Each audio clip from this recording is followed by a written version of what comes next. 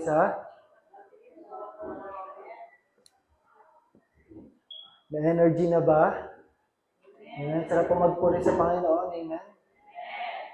At isang patunay na patuloy na kumikilos ang Diyos sa buhay natin. Dati -1 lang tayo. Ngayon, meron tayong live. So, kung meron pa pong tinatawag para tumugtog para kay Lord, patuloy na binubuksan ng Diyos ang ating sambahayan para sa mga ganitong pagkakataon. Okay, so tayo po ay manalangin muna bago tayo magtuloy. Dakilang Diyos, aming Ama, maraming salamat po sa isang umaga na kami ay tinipon mo, kami ay dinala mo sa iyong tahanan, Panginoon. Salamat po sa dakilang pag-ibig mo sa amin na dumadaloy sa amin, Panginoon. Nararanasan namin palagi at walang katulad ang biyaya mo araw-araw, Panginoon. Tunay nga po na Lord, sa umaga na ito, mahayag ka patuloy, ikaw ang mataas, ikaw ang kumausap sa aming mga puso, ikaw ang tumulong sa amin upang maunawaan ang mga bagay na nais mong maabot namin para maunawaan namin. Kung sabi mo, Lord, bawat puso sa umaga na ito, sa iyo po namin pinagpapasalamat. Ang araw na ito, sa gabay ng banal na Espiritu, sa tanging pangalan ng anak si Jesus, ang lahat ay magsabi ng Amen. Amen. Amen. So muli po, isang pinagpalang umaga sa ating lahat. Bigyan niyo muna ng isang magandang ngiti ang iyong mga kapitbahay. Kasi walang katabi si Ate Weng kaya kapitbahay na lang. Okay, kapitbahay na lang. So, bakit mayroong isang magandang ngiti sa umaga na to? Dahil ang buhay natin ay isang patunay ng kabutihan ng Diyos. Amen? Sa bawat umaga, mararanasan natin. Kaya nga ang tema natin for this year na binigay ng Panginoon na galing sa Psalm 34 verse 8. Sabay-sabay nga po natin basahin. 1, 2, 3, go! Oh, taste and see that the Lord is good. Medyo less Lagyan ang diin, lagyan ang damdamin. Sabihin mo sa'yo, kapitbahay. Oh, taste and see that the Lord is good. Amen? Kaya mamaya, paramdam ka dyan sa katabi mo, ha? Paramdam mo yung kabutihan ng Panginoon. Okay? Si Ate Chess ang kaya dadalhin ni Kuya Obel. Sa labas ng bahay. Okay, so, papalad ang Panginoon. Alam niyo, napakasarap mabuhay sa Panginoon. Bakit? Kasi mo, walang ibang ninais ang Diyos, kundi para sa atin yung kanyang kabutihan. Amen? Sa mundo, marami kang mararanasan pero kay Lord, pawang kabutihan lamang. Kanina nga po umaga, pagdating sa ating pag-aaral, habang ako ay nagbubulay-bulay, sabi ko nga, dumating sila Jessie, maaga sila Kevin. Tapos, pumasok si Tita Vivian. So, si Jessie, wala pa sa mood, at ngayon, tulog na. Inaaya ni Tita Vivian, magbe-bless man lang. So, bata pa, hindi pa familiar, pag wala pa sa mood, pag ayaw niya. So, ayaw mag-bless, ayaw sumama. Pero nang binanggit ni Tita Vivian yung magic word, bibigyan ka ng chocolate. Walang kagatul-gatul. Sumama kay Tita Vivian si Jessie. At syempre, may sasama pa doon, isang maliit.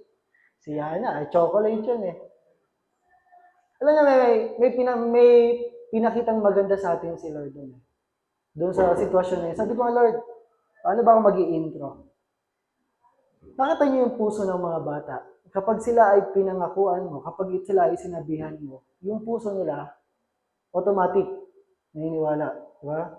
Ang bata, lalo na pag stage ng nangingilala, kahit anong sabihin mo dyan, pagka hindi ka niya kilala, hindi yan sasama sa'yo. Pero dahil nakita niya, merong inaalok na maganda, naniniwala siya na magkakaroon siya ng chocolate, magkakaroon siya ng magandang makukuha mula kay Tita Vivian. Sabi ko nga, isa sa nilikha sa atin ng Diyos, yung magkaroon ng ganong puso, yung bukas. Kaya lang, eventually, kung ikaw yung sabihan ngayon ng ganon, agad-agad ka bang sasama? Makikita mo yung pagbabago eh. Nung bata tayo, lahat pinapaniwalaan natin. Lahat maganda, masaya sa atin. Pero habang tayo tumatanda, pag sinabihan ka na, oh, makatanggap ka man lang ng text, di ba? Send mo sa akin yung number mo, may bibigyan ka ng 5,000. Delikado ka na. Hindi lang yung 5,000, ubos na pa yung laman ng Gcash mo o ng bank account mo. So, makikita natin, sa mundo na to, ang mga bata, yung puso nila bukas na bukas. Pero habang tumatanda, natututo tayo. Bakit? Ang dami natin nararanasan na kabiguan. Amen? Sino dito yung pag nanliligaw dati, bago sa mga mag-asawa, lahat na lang pinapangako sa'yo. Buti lang, di na ginagamit sa panahon natin ngayon yung kahit yung bituin, susungkitin ko para sa'yo. Pinangako mo ba yung kay Rosel?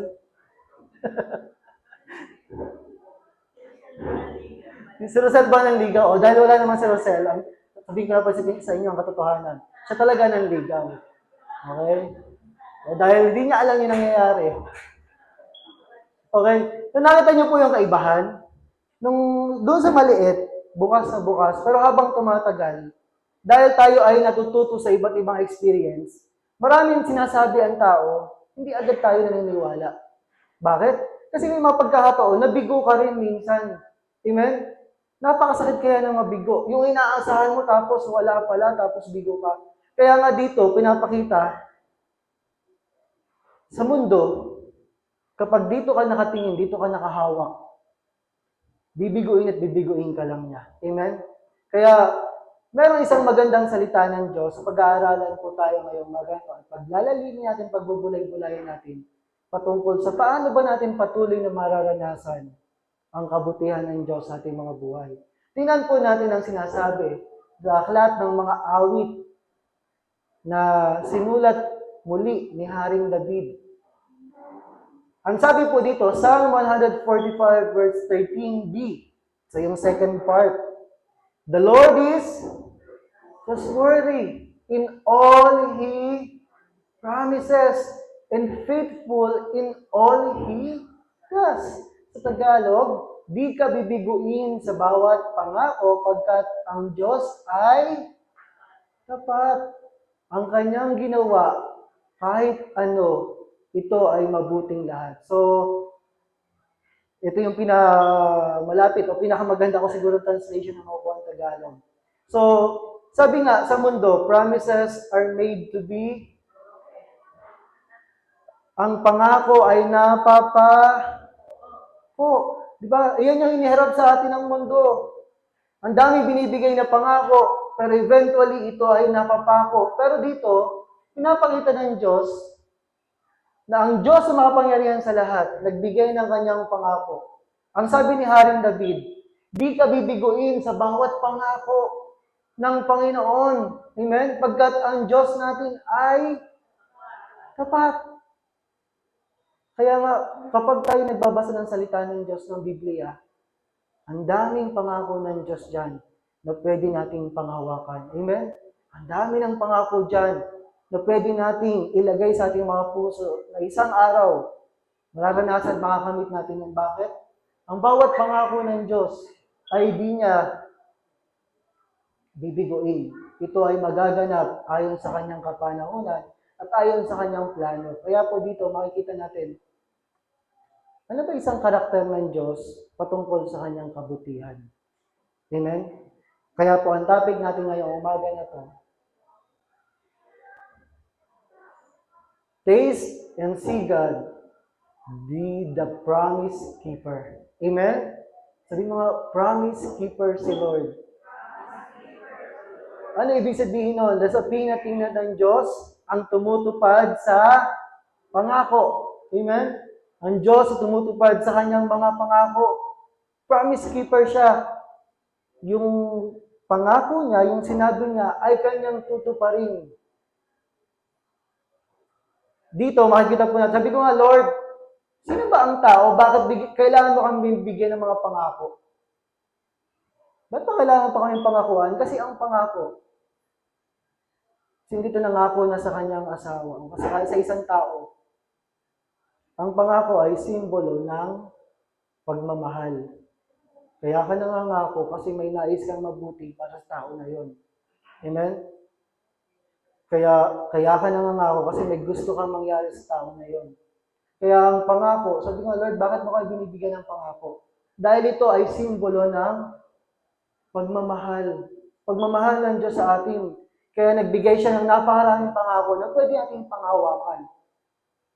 At tayo, bilang mga anak ng Diyos, sabi ko nga, ang madalas na symbol, pag sinabi nangangako, ay sa mga bata lang ba to o pati sa mga adult? Yeah. Promise. Promise, di ba yung magaganon? Pinky promise ang tawag dito. Alam niyo ba, kung bakit naisip o nawa sa atin ng Diyos yung kanyang mga pangako? Ang pinky promise ay nagmula sa bansang,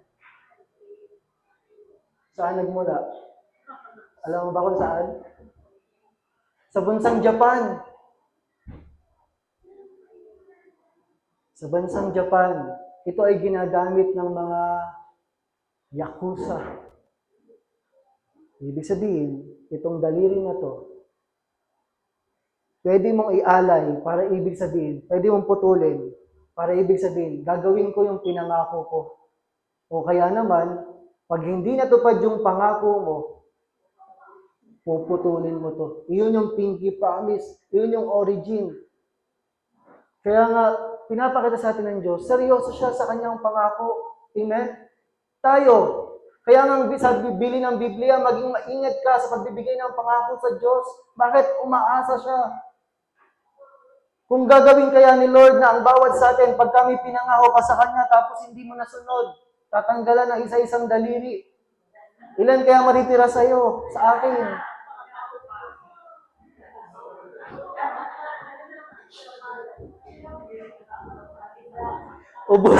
Ubus ang 20. Mapalad yung may mga sobra dito kasi meron silang extra premium. Meron kaming kalaro dati. May isa dito, dalawa. Tigisa. Si Juan. Oh, may sobra yun. Lord, di ako natupad. Dito muna. Ito mga tanggalin mo ha. Dapat, seryoso si Lord sa pangako niya sa atin. Kaya kailangan, ganun din tayo makapag-deal sa Kanya. Kaya pag-uusapan po natin ngayong umaga na to, si Lord ay isang promise keeper. Kaya lang ang tanong, alam mo ba yung pangako ng Diyos sa'yo? Tut. Kasi aanhin natin yung, ang daming pangako sa Biblia, pero kung hindi mo alam, paano mo ito i-claim? Paano mo ito lalakaran? Paano mas lalong mauunawaan yung kabutihan ng Diyos? Pero mapalad ang Diyos eh. Bakit? Kahit minsan di mo alam yung ibang pangako niya, nagaganap pa rin yan sa buhay natin. Ganon katindi ang nangako. Kahit wala kang pakialam, dahil nangako siya, gaganapin niya to sa mga anak niya. Amen? So, kaya lang maging maingat sa pagkuha ng pangako sa Bible, ha? Unawain niyo muna yung konteksto. Habang nag-aaral na sa Bible School, isa sa naunawaan ko, makinig po mabuti dito ha. Bilang isang Kristiyano, huwag kang basta-basta pupulot ng verse sa Bible. Okay? Kunin ko to. Ito para sa akin to. Pangako to ng Diyos eh. Unawain mo muna yung konteksto, ha? Huwag kang basta-basta pupulot. Halimbawa, si CJ, kiniklaim ko yung pangako ni Lord sa Bible. Sabi niya, ang lahi ko ay magiging sindami ng mga bituin sa langit. Para sa iyo ba yon? Hindi. Pero kukuha ka ng kuha. Baka matalo mo pa si Sister May. O yun ba yung pangako ng Diyos na nakakuha mo? Okay, kaya bilang isang anak ng Diyos, mahalaga mo unawaan natin. Huwag kayong basa-basa pulot ng verse sa Bible. Lalo sa mga nagtuturo. Unawain nyo muna yung before and after, yung context. Anong sinasabi doon para makuha mo. Kasi may mga pangako sa Bible na may kondisyon. Minsan magtataka, bakit Lord, ganito pa rin yung buhay ko? Bakit claim ako ng claim? Pero ang sabi sa Bible, may if, may kondisyon. Na pag nagawa mo to, saan mo to mararanasan? Kaya kailangan unawain natin. Okay, so, na-encourage ko ang bawat isa na patuloy tayong mag-aral ng salita ng Diyos. Amen? Kasi, ang daming pangako ng Diyos, ang buhay mo ay mas magiging masaya kapag alam mo lalo ang pangako ng Diyos. Amen? So, pag-aralan po natin yung reasons for trusting the promise keeper. Ano nga ba yung mga dahilan bakit tayo magtitiwala, pangahawakan natin ang promise keeper, ang Diyos sa buhay natin na tumutupad ng kanyang mga pangako. Amen? Ano yung mga dahilan na gagamitin natin sa ating mga buhay? Sabi ko kanina, ba't ba Lord nagbibigay ka ng mga pangako? Dahil sa kanyang pangako, siya ay nagpapakilala. He reflects His character. Amen? Papakilala siya na ganito ako. Kasi minsan, anong tingin mo sa isang tao na nangako ng napakarami tapos wala namang natupad? Matutuwa ka pa ba sa tao na yon? Lalo na pag panahon ng eleksyon. Ang daming pangako. Ganon din ang Diyos, nagpapakita siya ng kanyang karakter. Ang Diyos nagbigay sa atin ng pangako upang gabayan tayo sa kanyang layunin, sa kanyang purpose sa ating buhay. Ang Diyos nagbibigay sa atin ng pangako upang maunawaan natin na may kapag-asahan sa lahat ng sitwasyon. Amen? Yung bang may mahuhugot ka. Amen? Ang Diyos ay nagbigay ng kanyang pangako. Dahil gusto niya na lalong lumalim yung pananampalataya natin sa Kanya. Amen? Na may papangahawakan ka, may connection ka kay Lord. So ano ba yung mga dahilan? Bakit natin lalong lubos na pagkatiwalaan, ibigay ang ating buhay, panghawakan ang ating mga pangako ng Diyos sa ating buhay? Number 1, okay? Ano pa yung ginagawa ng tao na to? Nanunumpa. Okay? Isa sa napakahalaga, pagdating sa mga korte, ay yung pag-take ng oath, yung panunumpa. Bakit kailangan ng panunumpa? Dahil pag hindi ka nanunumpa, kahit anumang sabihin mo, wala tong bearing, hindi nila paniniwalaan. Pero pag nanumpa ka, anong sinasabi dyan? Nothing but the truth. Kasi, ibig sabihin, tinatali mo yung sarili mo na anumang sasabihin mo, ito ay pawang katotohanan lamang. At kapag nagsalita ka ng hindi tama, pwede kang makasuhan, pwede kang maging liable, at pwede kang kasuhan ng perjury. Hindi ako nagkakamali. Check na lang, para sure. Amen? Sa mga kote, kailangan ng oath. Pero ang Diyos natin, pinapakita sa atin na ang Diyos natin, our God is truthful. Amen? Ang Diyos natin ay makatotohanan. Bakit? Siya ang ultimate source ng truth. Siya ang ultimate source ng standard ng truth, ng definition ng truth. Pag sinabing totoo, yan ay Diyos lamang. Amen? Kaya anumang sabihin niya, ito ay pawang katotohanan. Diba? Sabi nga ng GMA, sa news yan, diba? Katotohanan ng panata namin sa bayan. Kasi ang usapan sa panahon natin ngayon, hindi mo na malaman sino ba nagkasabi ng totoo at hindi. Amen? Yun nangyayari ba natin sa gobyerno? Ano bang katotohanan sa bawat sitwasyon? Sino ba talaga ang may sala? At sino yung gumagawa lang? Sino yung mga lumiligtas? Pero pinapakita ng Diyos sa atin na siya ay makatotohanan. Ibig sabihin, kayang-kaya mong panghawakan at paniwalaan dahil gagawin ito ng Diyos sa ating mga buhay. Na yung sinasabi niya, kahit mahirap maunawaan, pwede mong ilagay sa puso mo at isang araw, Lord, mangyayari ito sa buhay ko. Bakit? Dahil ang Diyos natin ay truthful. Amen? Makatotohanan. Sabi nga ng salita ng Diyos, in Numbers 23:19, pinapakita sa atin ng Diyos dito, God is not human that He should lie, not a human being that He should change His mind. Does He speak and then not act? Does He promise and not fulfill? Sa Tagalog, ang Diyos ay hindi tao na magsisinungaling o magbabago ng kanyang isip. Nagsasabi ba siya ng hindi niya Nangangako ba siya ng hindi niya tinutupad? Masarap makatanggap ng pangako. Amen? Masarap.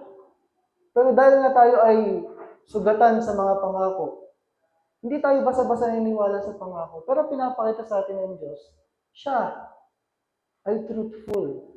Kaya dapat natin pagkatiwalaan. Sa Hagunoy, isa sa madalas na pangako ng mga nangangampanya. Alam niyo ba kung ano yung madalas at very common ang tumatakbo ng mga mayor?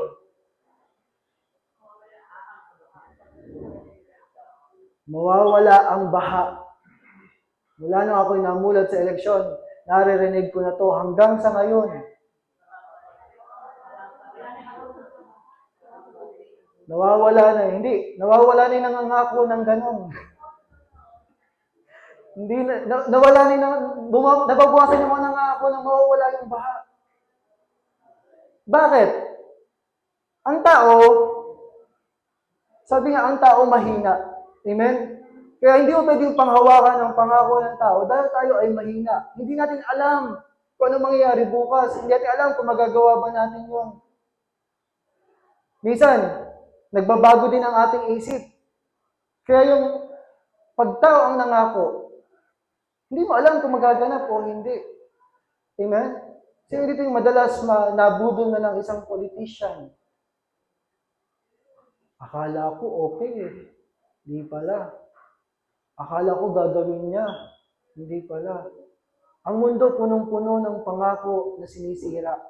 Kaya pagdating sa mga Kristiyano, minsan, pag sinabing pangako, nawawala ng kwenta, nawawala yung value. Pero sabi ng Diyos, mahalaga ang pangako niya. Amen? Dahil siya ang nangako sa atin. Mahalaga ang pangako niya. Bakit? Isa pang dahilan. Kasi ito nagkaroon ng New Year's resolution noong January o bago mag-January. Magiging healthy na po yung lifestyle ko, Lord. Mag-jogging na ako every Saturday. Hindi na po kayo inom ng soft drinks. Sinong sumira ng pangako mo? Sarili mo din. Kaya silang kahit sa sarili mo, hindi mo matupad eh. Pero ang sabi ng Diyos, hindi siya tao.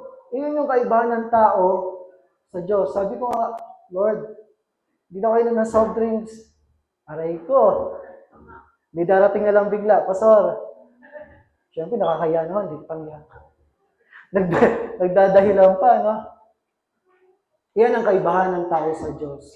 Kaya pwede mong panghawakan. Kaya lang, walang bearing tong ginagawa natin kung hindi mo alam yung pangako ng Diyos sa buhay mo. Pero ganun pa man, paparanas siya sa atin yung napakagandang pangako niya. Amen? Na siya, kapag nangako, maaasahan mo. Okay? Tutuparin niya. Hindi siya promise breaker, promise keeper. Kaya nga dati meron ang tawag sa grupo ng mga kababaihan sa church sa Hagunoy, hindi ako nagkakamali, promise keeper. Ang tawag nga sa grupo nila. Bakit? Kasi yan yung layunin natin na makalakad sa pangako ng Diyos at magampanan yung layunin natin para sa Panginoon. Pangalawa, ano pa yung mapapansin nyo dito sa puno na to?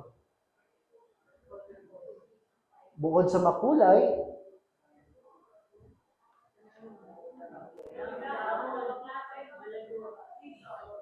okay, dumaan siya sa iba't ibang panahon, iba't ibang season. Sino gusto nyo maka-experience ng niebe, ng snow? Dito sa Pilipinas, hintayin niyo yung testimony ni Christian May, ni Sister Christian May, kung paano siya nagpapala ng snow para lamang makausad, makalabas. Pero, isa ang pinapatunayan dito sa atin ng Panginoon. Katulad ng puno na to, na sinisimbolo ng ating buhay, dumadaan siya sa iba't ibang kapanahunan o season ng buhay. Parang buhay natin, amen? May buhay na masaya, may buhay na maraming pagkain sa lamesa, may buhay naman na, may panahon naman na hindi mo alam kung saan mo kukuhanin. May panahon naman na Hindi nagkikibuan. May panahon naman na maingay. May panahon naman na tahimik. Iba't ibang kapanahunan. Pero anong tinuturo sa atin ng Panginoon? Magbago man ang panahon, magbago man ang sitwasyon, magbago man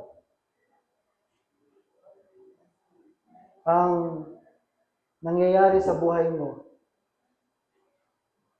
may mas mahalaga doon sa ano. Hindi pala mas mahalaga. Mayroon ako ibang pupunto. Magbago man ang lahat, mananatili siyang tapat sa atin. Bakit? Lagi ba tayong tapat sa Panginoon? Hindi, di ba? Sumasablay tayo sa lakad natin sa Panginoon. Madalas nakakalimot tayo. Madalas nagbabago yung isip natin sa Panginoon. Madalas napapagpapalit natin si Lord. Pero ang sabi ng Diyos, yung pangako niyang binigay sa atin, hindi ito nakabase sa kondisyon, hindi ito nakabase sa panahon. Dahil mananatili siyang tapat kahit anumang mangyari. Amen? Kaya nga matutuwa ka sa Panginoon. Bakit? Kahit kailan, hindi ka iniwan o pinabayaan ng Diyos. Amen? Mapapag-testify mo na kaya ka lang nandito. Kaya ka ganyan ngayon dahil sa Panginoon. Amen? Kasi kung babasihan lang yung panahon ng Diyos, sablay tayo. Pero ang binasihan niya, yung pag-ibig niya sa atin, kaya mananatili siyang tapat. Amen? Iyan yung kanyang karakter. Amen? God is faithful to His promises. Ibig sabihin, katulad ng sa mag-asawa, binibigyan ng, ano yung simbolo ng kasal ng mag-asawa? Sing-sing, di ba? Hindi yung kiss, ha? Sing-sing. Yun yung simbolo ng katapatan, ng kadalisayan. Ang Diyos, mananatiling nakatali sa kanyang mga pangako para sa atin. Mananatili siyang tapat dahil yan yung kanyang karakter. Amen. Ibig sabihin, committed siya sa ating, may commitment siya. Naalala niyo yung Isaiah 46:14 o 4, hindi ako nagkakamali. Even to your old age, kahit na pumuti ang iyong buhok, tungkulin ko na ingatan ka at alagaan ka. Amen? Kaya sabi ng salita ng Diyos, ano yung panawagan sa atin ng Diyos dito sa number 2? In Hebrews 10:23, let us hold unswervingly to the hope we profess, for He who promised is faithful. Panghawakan nating matatag ang pagpapahayag ng ating pag-asa nang walang pag-aalilangan sapagkat siya na nangako ay tapat.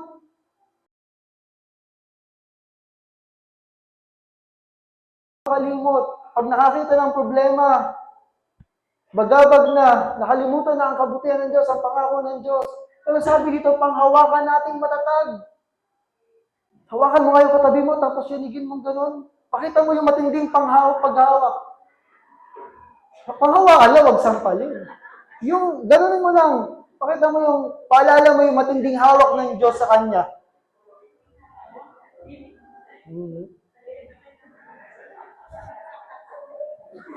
Panghawakan lang, hindi sakalim. Yung buhay pa, kasi paparanas pa yung kabutihan, hindi yung papatayin mo na, tapos ka na. Hindi ganun. Panghawakan natin matatag. Victory, sabi ni Rosel. Tagumpay. Isang magandang paalala na kung meron ka kahit isang pangako ng Diyos, anumang dumating na problema sa iyo, hindi ka basta-basta babagsak. Amen? Lord, may problema ako sa anak ko.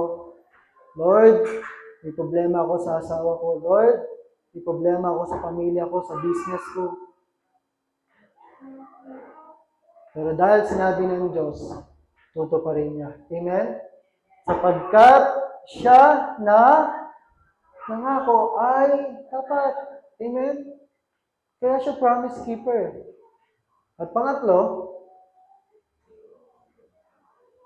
ang trono ay simbolo ng kapangyarihan.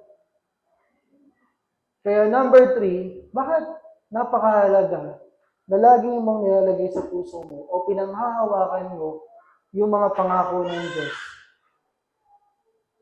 Oo, magkakadede ka rin mamaya. Wait lang. Okay? Number 3, dahil siya ay makatotohanan, truthful, at dahil siya ay faithful, aanhin mo yung maraming pangako o hindi naman niya kayang gawin. Sino dito yung napeke ng asawa niya? Kahit konti lang. Huwag daw magtaas ng kamay kasi baka magka-issue. Pag maayos kami, pastor, pumunta ng church, pag-uwi. Kagulo na kami. Pinapakita ko lang na kapag ang pag-asa mo, ibinigay mo sa tao, isang araw, mabibigo yan. Mabibigo din yung puso mo. Pero kapag ang pag-asa mo ay nilagay mo sa Panginoon at sa kanyang mga pangako, hindi ka niya bibiguin. Dahil ang number 3, God is sovereign. Ibig sabihin, God is powerful. Ang Diyos natin ay makapangyarihan. Amen? Higit sa anumang sitwasyon, higit sa anumang pangangailangan, higit sa anumang sakit. Ang kapangyarihan ng ating Diyos, higit siya sa ano pa man dito sa mundo. Ibig sabihin, anuman yung sitwasyon mo, higit siya lagi dyan. Kaya kayang-kaya niyan tuparin ang kanyang mga pangako. At walang makahahadlang. Sabihin mo nga, walang makahahadlang sa gagawin ng Diyos sa buhay ko. Amen? Because our God is powerful. Walang mahirap sa Kanya. Walang imposible sa Kanya. Diba? Nung sinabihan si Sarah, ikaw ay magkakaroon ng anak. Sa edad niya na yon, anong reaction niya? Natawa. Si Lord nagjo-joke. Joker talaga si Lord. Hindi niya kaya unawain. Hindi niya kaya tanggapin. Bakit? Wala na. Wala siya Wala siyang kakayahan. Lalo yung edad niya. Ganon katindi ang ating Panginoon. Lagpas sa anumang sitwasyon.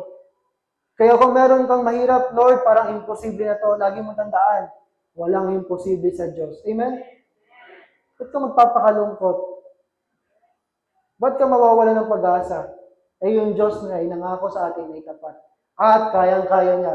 Kaya lang, bakit meron kapanahunan si Lord? Kasi may hinuhubog siya sa atin. Amen? Hindi pwede na, Lord, gawin mo na akong mayaman ngayon. Tapos pag hindi mo nakuha, ayoko na sa iyo, Lord. Kailangan sanay ka din magpasakop. Amen? Sanay tayong maghintay sa kalooban ng Diyos. Bakit may hinuhubog na karakter sa atin si Lord? Kasi pagka hindi nahubog yung karakter natin, isang araw, pwede kang maging mayabang sa harapan ng Diyos o sa harapan ng ibang tao. Amen? Halimbawa, pinagpala ka ng Diyos. Tapos may nakita kang isang kapatiran na naghihirap, nangangailangan. Dahil ikaw ay hindi pa hubog yung karakter, lumapit ka kasi kay Lord. Ayusin mo kasi relasyon mo kay Lord. Hindi mo natin alam yung sitwasyon niya. Amen? Hindi mo natin alam yung dinadaanan niya. Pero nakakapag-judge tayo, nakakapag-husga tayo. Ako kasi binibless ako ni Lord. Hindi ko alam ba't hindi ka binibless. Ano yun? Ikaw lang okay? Amen? Kaya yung pinapaunawa sa atin ng Diyos, na ang Diyos na makapangyarihan, bakit merong kapanahunan na inaayos siya sa buhay natin? Para mas maging ready tayo sa mga magagandang bagay na inilaan ng Diyos. Amen? Hindi porket wala pa ngayon, ibig sabihin pinabayaan ka na ng Diyos. Amen? Meron siyang plano at meron siyang timing sa lahat ng bagay. Kaya patuloy ka lamang humawak sa Panginoon. Pero ano yun? Paano yung pastor? Minsan nakakabigay ako. Minsan sumusuko ako sa paghawak. Alam mo sagot ni Lord? Huwag kang mag-alala. Dahil hindi ako bumibitaw sa paghawak sa iyo. Amen? Ganon ka pumapangyarihan ng ating Panginoon. Ganon ka faithful. Kaya ang sabi po ng verse natin, Ephesians 3:20, Now to Him who is able to do immeasurably more than all we ask Meron ng more than, meron pang immeasurably. Hindi mo ito masukat, dadagdagan mo pa ng more than all we ask or imagine. Ang pamantayan ng Diyos, higit sa pamantayan natin, according to His power that is at work within us. Sa Kanya na makakagawa ng higit pa kaysa maaari nating hilingin at isipin. Kaya nga masarap kay Lord eh. Sa pamamagitan ng Kanyang kapangyarihan, kumikilos sa atin. Napakasarap kasi Lord, minsan humihingi ka lang ng, Lord, isang apple lang. Pero ang ibibigay sa iyo ng Diyos, isang basket ng prutas. Higit. Alam niyo yung pinakamabuti at pinakamainam sa buhay natin. Kaya kung sa atin lang tayo mananangan, bibitaw tayo eh. Pero tandaan natin, ang kapangyarihan ng Diyos ang kumikilos sa buhay natin, kaya tayo nandito ngayon. Amen? Kaya ka na natili, matatag sa Panginoon. Kaya, minsan, ang problema natin, ito. Amen? Nalilimitahan natin ng Diyos, nagkakaroon tayo ng alinlangan, nagkakaroon tayo ng pagdududa. Pero kung ito, patuloy nating uunawain ang salita ng Diyos, mabubuksan tayo sa kaunawaan ng mga kayang gawin ng Diyos sa buhay natin. Amen? Kaya nga maganda, every day, nagbabasa tayo ng salita ng Diyos. Amen?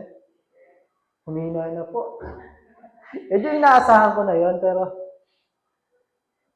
kaya nga, hanggat kaya ng mga leaders, ng ipastora, push lang ng push na napakalaga ng salita ng Diyos. Amen? At pangapat, isa sa pinakamaganda na kasabihan nating mga Pilipino pagdating sa pangako ay yung pag sinabi sa'yo na meron na baka nakakagamit ito o nakarinig, itaga mo sa bato. Ano ibig sabihin pag itaga sa bato?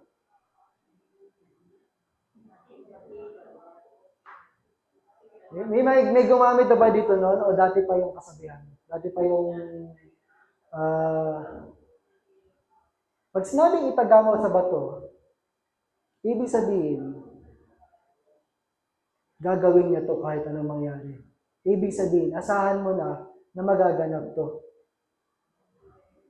Consider it done. Amen?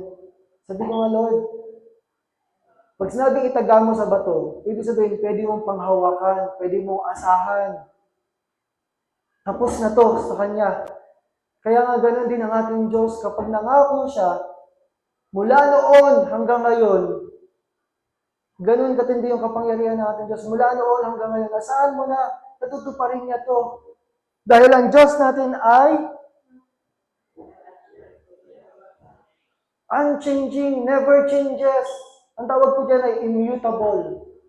Katulad ng isang bundok. Anumang dumating na panahon, hindi magbabago. Bundok pa rin yan. Pero alam, sa panahon natin ngayon, dahil sa ginagawa ng tao, sinisira ang kalikasan. Pero ang simbolismo ng bundok, isang matatag at matibay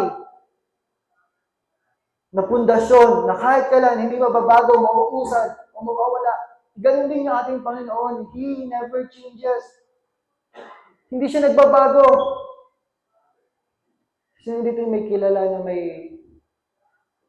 Imagine mo kung si Lord may mood swings. Mood swings. Alam niyo yung mood swings? Yung papakiramdaman mo muna, okay kaya siya? Pagka konting magsalita, ibig sabihin, pag matipid magsalita, baka wala sa mood. Si Lord walang bad days. Kasi kung siya may mood swings, lumapit ka sa Kanya, Lord, pagpalain mo naman ako sa business ko ngayon.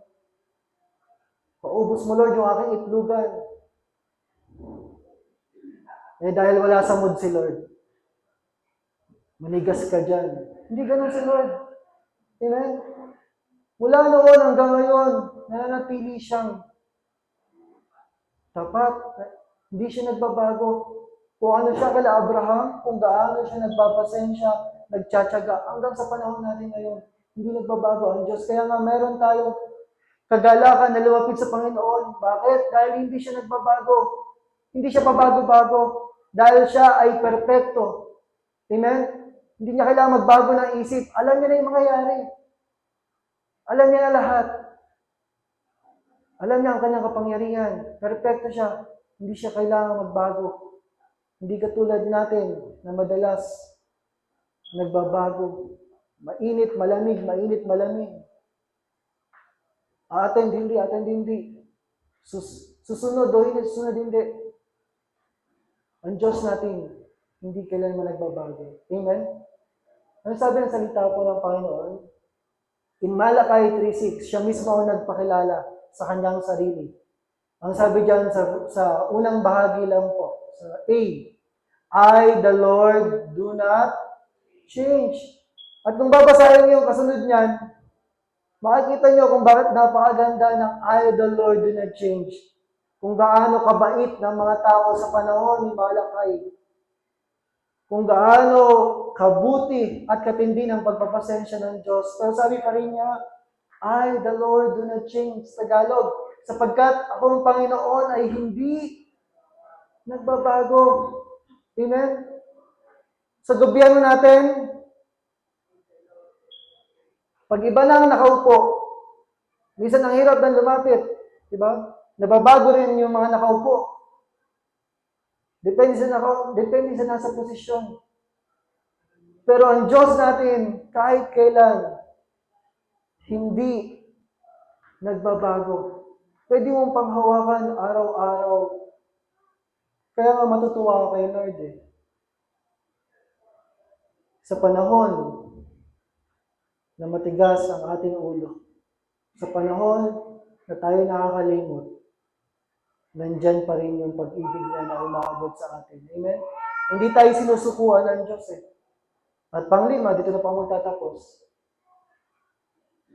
Dahil siya ay truthful, matapat, makapangyarihan, hindi nagbabago.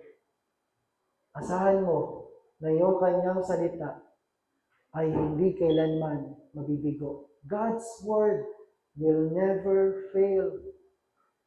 Anumang sinabi ng Diyos, anumang salita ng Diyos, katulad yan ng isang buto na incorruptible seed, na hindi nasisirang buto, na kapag ito ay nalaglag, ito ay tutubo kahit na anumang mangyari. Amen? Walang makakapigil, walang makakahadlang sa gagawin ng Diyos sa ating buhay. Kaya nga, ang salita niya ay hindi kailangan mabibigo. Hindi yan babalik sa Kanya na walang nangyari. Kaya nga, ang sabi po ng salita ng Diyos, in Luke 1:37, for no word from God will ever fail. Sa Tagalog, sapagkat sa Diyos ay walang salitang hindi mangyayari. Pero ano ang problema? Hindi ko po alam ang salita ng Diyos. Wala pong nakalagay dito na salita ng Diyos. Yun yung masakit. Sabi nga, my people perish. Ang aking tao ay nagdurusa dahil sa kawalan ng kaalaman, ng karunungan, lalo sa salita ng Diyos. Amen? Pag ako nagtuturo, may isa lagi na sobrang nakikinig sa akin. Yun yung pinakamaliit. Pero, kaya nga napakasarap magbasa ng Biblia. Kasi ang dami mong mauhukay na higit pa sa kayamanan na inilaan ng Diyos para sa atin. Amen? Kung gusto mo maging matatag sa buhay na to, kung gusto mo na mag-enjoy sa buhay na to, wala kang ibang dapat hanapin kundi ang salita ng Diyos para sa iyo. Dahil siya, kailanman, ay tumutupad sa kanyang pangako. Katulad ng isang anchor o ng isang angkla. Pag ito ay bumagsak na, hindi na ito mababago ng pwesto. Amen? Gaano kabigat po yung isang angkla? Ilang tao ang kayang bumuhat? Wala, di ba? Kasi nga, kahit ang barko, hindi niya ito maiuusad eh. Tama? Ganun katindi yung kapangyarihan ng Panginoon. Yung kapangako ng Diyos sa ating mga buhay. Kaya, magbasa tayo. Lagay natin sa ating puso. Unawain natin ay may magandang pangako. Magandang mga pangako ang Diyos sa buhay natin. So, ang ating Diyos ay tumutupad sa kanyang mga pangako dahil siya, number one, He is truthful. Siya ay makatotohanan. Walang bahid ng kasinungalingan at hindi niya kayang magsinungaling. Siya ay pawang katotohanan lamang. Amen? Dahil ang nais niya ay pawang mabuti para sa atin. Number two, God is faithful. Ang Diyos ay matapat. Committed siya sa kanyang pangako. Amen? Nananatili siyang matapat. Ano man yung sitwasyon natin sa Kanya. Dahil pangatlo, God is powerful. Walang mahirap sa Kanya. Ang Diyos natin ay makapangyarihan. Kayang-kayang gawin ng Diyos. Isa sa lagi nating prayer, sabi ko, Lord, habang ako nag-aaral sa Bible School, lagi ako naghahanap ng baka pwedeng mahiram na pastor, musician, gano'n. Yung, Lord, magkaroon din kami ng hindi lang kami lagi naka-1. Pero alam niyo, di ba? Tapat ang Diyos sa kanyang pangako. Walang imposible sa kanya. Ngayon, may drums na tayo. Amen? Tapos ngayon, mas lalo na may mga kabataan pa na lalo nagnanais na makapaglingkod kay Lord. Huwag tayong magpahuli. Amen? Yan lang. Huwag tayong magpahuli. Amen? Kailangan mas lalong masipag makitaan ng adult, mas namumuna pagdating sa gawain ng Diyos. Dahil ang Diyos natin, walang imposible sa Kanya. Powerful siya. Kaya minsan may mga tao, sasabihin nila, sarado, dekandado kami. Nakapadlock ang aming pananampalataya sa relihiyon na to. Tandaan mo, kayang-kayang basawin ng Diyos yung padlock na yun. Dahil number 4, mapapatunayan natin na ang Diyos ay hindi nagbabago. He never changes. Magbago man yung puso mo, ang puso ng Diyos hindi nagbabago. Dahil number 5, ang salita niya ay hindi kailanman mabibigo. God's word will never fail. Amen? Kaya nga yung sa aklat ng awit, puro yun awit ng paghugot ng pag-ibig ng Diyos. Lalo na sa panahon ni Haring David. Ang dami yung dinadaan ng sitwasyon, taya buhay. Pero ang ginagawa niya, awit siya kay Lord. Ipapahayag lamang niya, Lord, alam ko, ililigtas mo ko, mabuti ka sa akin. Kaya nga, nais ang Diyos magtiwala tayo sa Kanya. Bakit? Pagganahin natin pananampalataya. Ibig sabihin, ano mang sitwasyon mo, ano mang nakikita mo, huwag ka dun mag-focus. We live by faith and not by sight. Tumingin ka sa Diyos na tumutupad ng Kanyang pangako. Iyon yung panghawakan mo. Iyon yung kapitan mo. Iyon yung panampalatayaan mo. May problema ka? Okay. Huwag ka magbabad doon. Lapit ka kay Lord. Dahil sa Kanya may kalakasan. Kaya nga kapag nakakatanggap ka ng pangako ni Lord, mararamdaman mo yung kalakasan. Mararamdaman mo yung kagalakan. At mararamdaman mo yung kapayapaan na kailan ng Lord. Hindi mo ko iiwan. Hindi pababayaan mo. Kaya hindi ko man hawak 5 years from now kung ano mangyayari sa pamilya ko, sa'yo may kapag-asahan. Amen? Ikaw ang may sagot ng buhay namin. At iiwanan ko po sa inyo itong verse na to.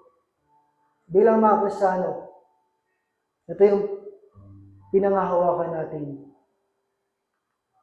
Sabi sa 2 Corinthians 1:20, for no matter how many promises God has made, sa Biblia, ang daming pangako.